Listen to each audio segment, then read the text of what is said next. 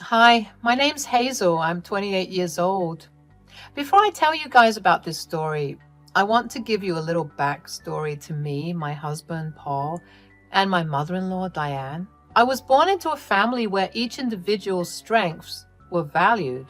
So when I developed a huge interest in the art of baking, I was fully supported by my family. They encouraged me to keep practicing and would always buy me the things I needed to help me better my skills. Needless to say, I have become pretty good at baking.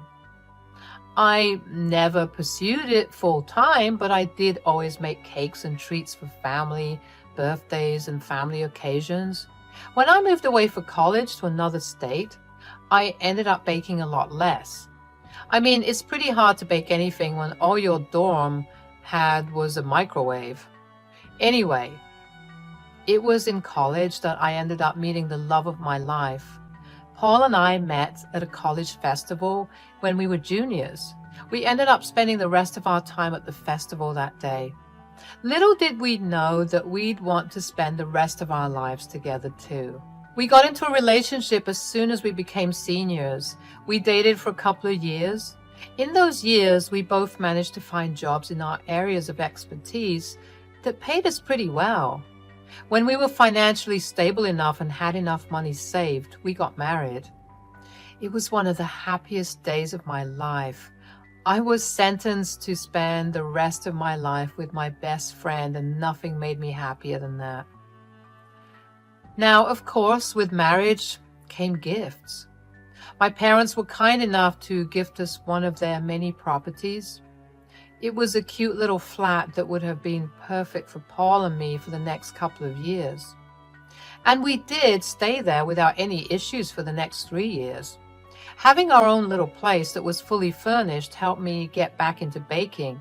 It started out small, with me just making some cupcakes and cake pops, but as family events kept coming, I kept making more desserts and treats. Pretty soon, I started receiving orders from family and some of their friends every month. It got to a point where I was struggling to juggle work and my little side business. I remember when I was really stressed, I talked to Paul about it. Lately, I've been struggling to balance my job and my little baking business. It's getting overwhelming, and I don't know how to handle it all. Oh, sweetheart, I'm here for you. Tell me everything. We'll figure this out together. I just feel like I'm running out of time and energy. My baking orders are increasing and I want to give it my all, but work keeps demanding so much from me too. I get it. I believe in your talent and I know how passionate you are about baking. So what if we invest more in the business? That way you can focus on it full time. I'll support you and we'll manage our finances accordingly. Really? You do that for me? But what about your savings and financial security? Don't worry about that. Your happiness and success mean everything to me. I want to see you thrive, and I'll do whatever it takes to make it happen. We're a team, and together we'll make it work. It felt great to have my husband support me so much. I knew that jumping into baking and making goods from my nice stable job was a huge risk, but I wasn't alone in taking that risk. Even though I had a lot of doubts swirling in my mind, I knew that I wasn't doing this alone. Having Paul by my side made everything seem less scary. So Paul invested the most into my business, and obviously he held the most of the shares. The other investors were my brother and my father. They held minor shares. It felt good to have people believe in me when I was practically shaking at the thought of doing something so risky. Over the next 2 years, my business collected a lot of attention.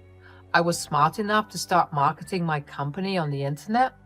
I mainly used Instagram and TikTok. Thanks to my videos, I managed to gain a good amount of customers.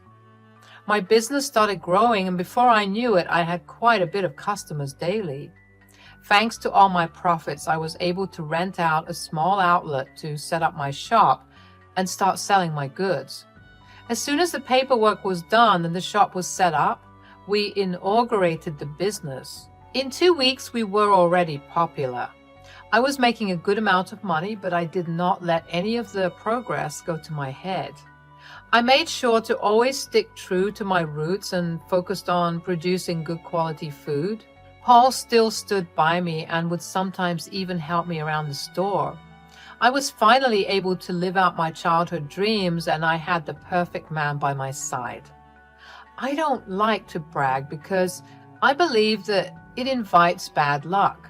But bad luck came knocking at my door anyway in the form of my mother-in-law, Diane. Diane and I used to have a pretty cordial relationship. I mean, we were never very close and always just remained civil with each other at family events.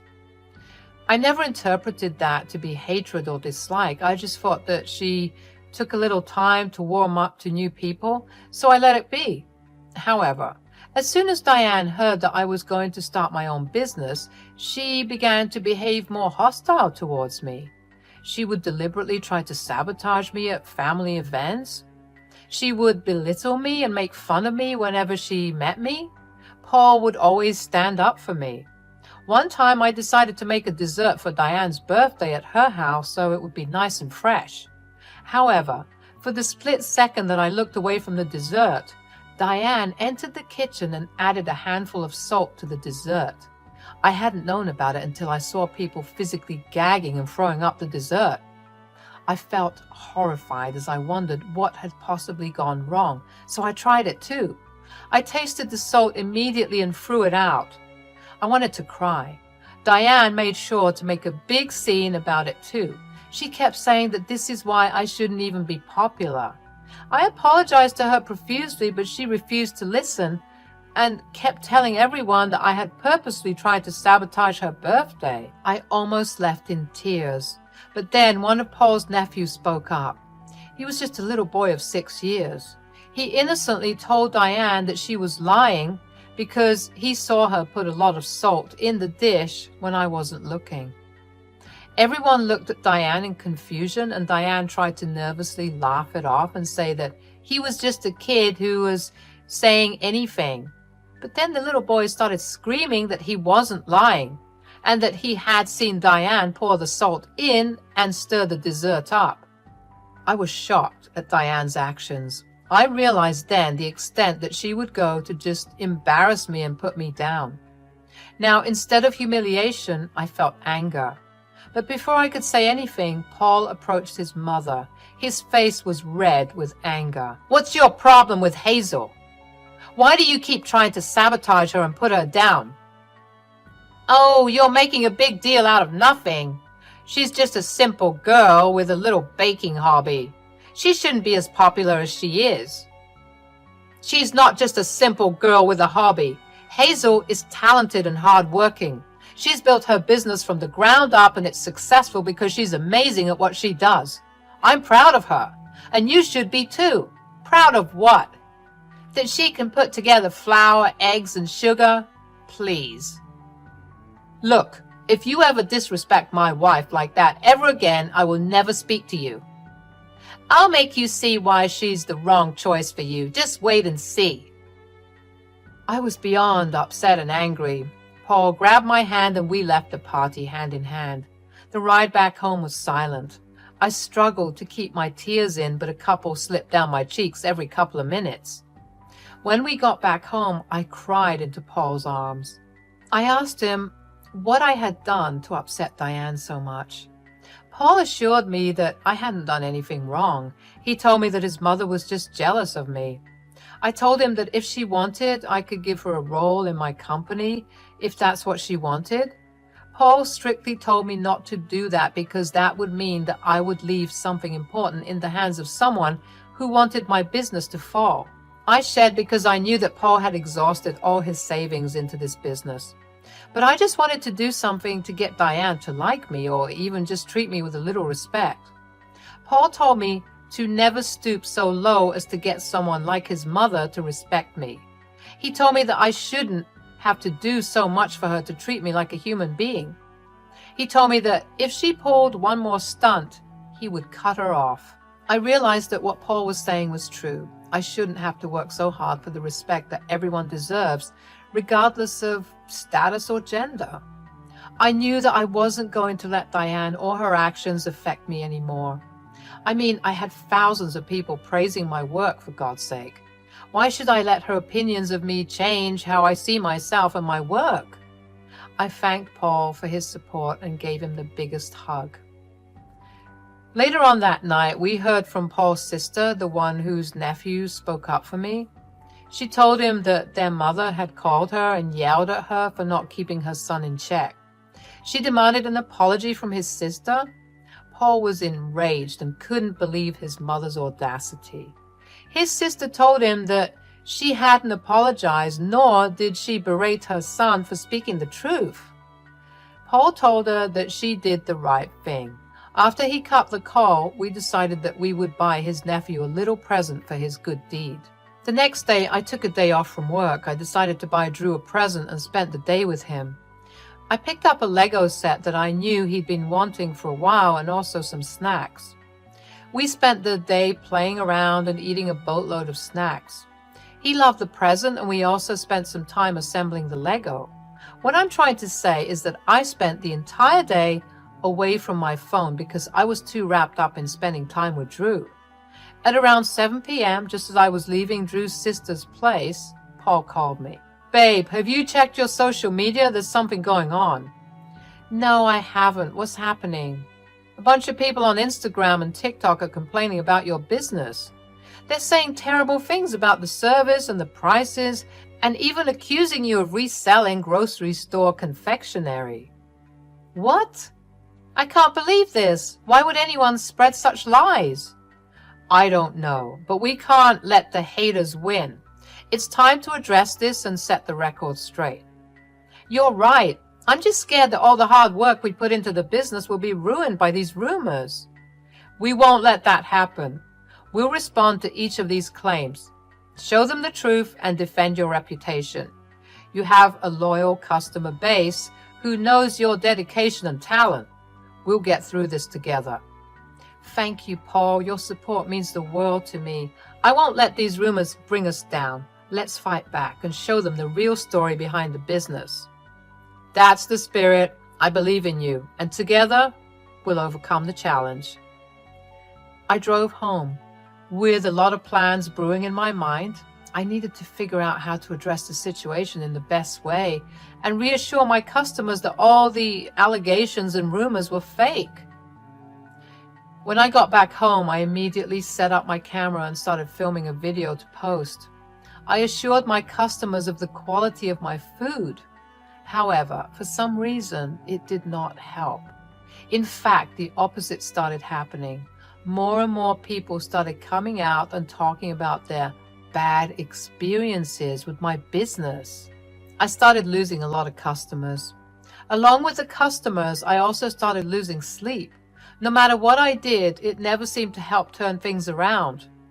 This went on for a couple of months, and before long, I realized that I was at a serious loss and that I was drowning in debt. I was barely breaking even, when before I would make profits that were 40 times my investment. I ended up sitting Paul down and breaking the news to him. "Babe, about the business, it's not going well, and I don't know what to do. We're at a huge loss, and I've tried everything, but nothing's working. The negative comments and insults keep pouring in." "Oh no, I'm so sorry to hear that. This must be really tough for you. What are you thinking of doing?" "I think we have to shut down the business, Paul. It's too risky to keep going like this, and I don't want to drag us both down with it."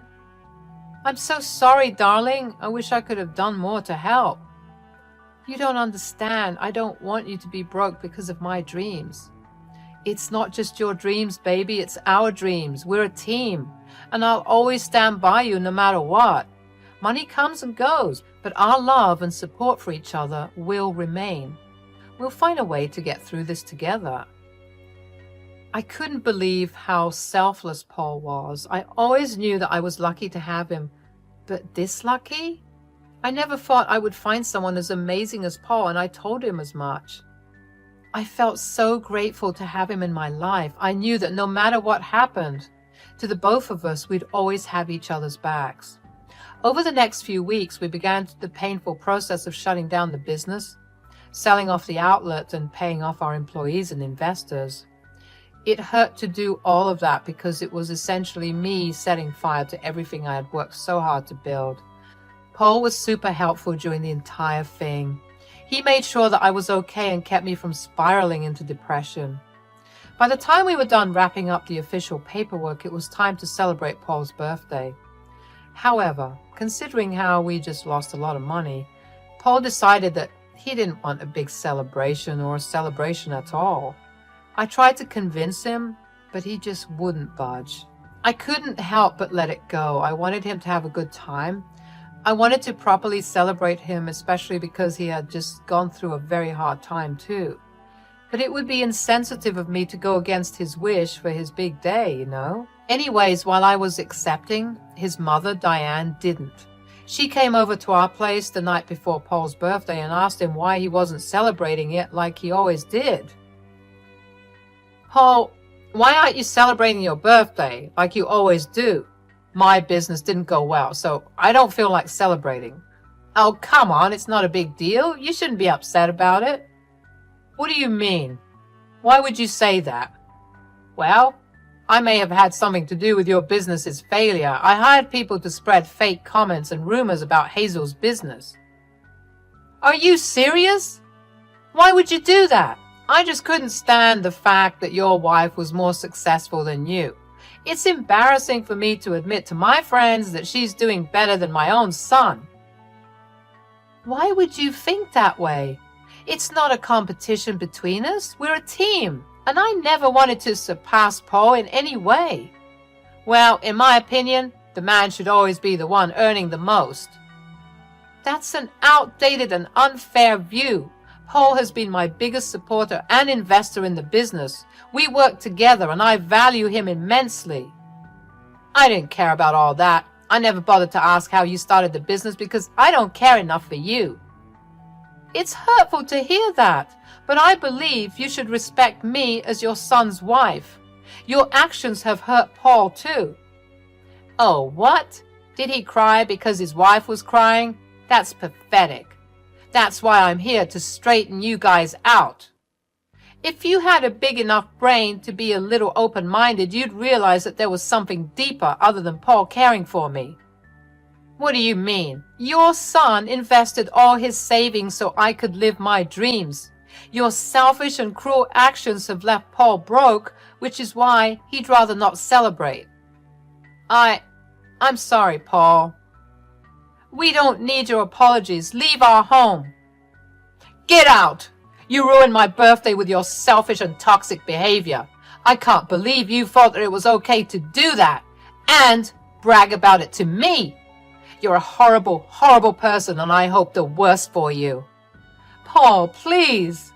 "No, enough is enough. Goodbye, Diane." I felt no remorse for the way we made Diane feel.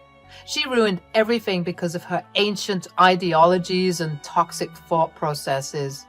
I wanted her to feel the pain of losing something she loved. Paul felt the same way. He couldn't believe that his mother would go to such lengths to hurt his wife. He wanted nothing more to do with her. "I can't believe what my mother did to you. I want her out of our lives for good." "Thanks for standing up for me. I never expected her to go that far. It's the right thing to do. We'll rebuild and make sure nothing like this happens again. I promise to protect you and our dreams." "You're incredible. I'm so grateful for your unwavering support. We'll get back on our feet stronger than ever. We'll hire a PR team and a lawyer to safeguard our business and reputation. With you by my side, I know we can face anything. I love you, baby."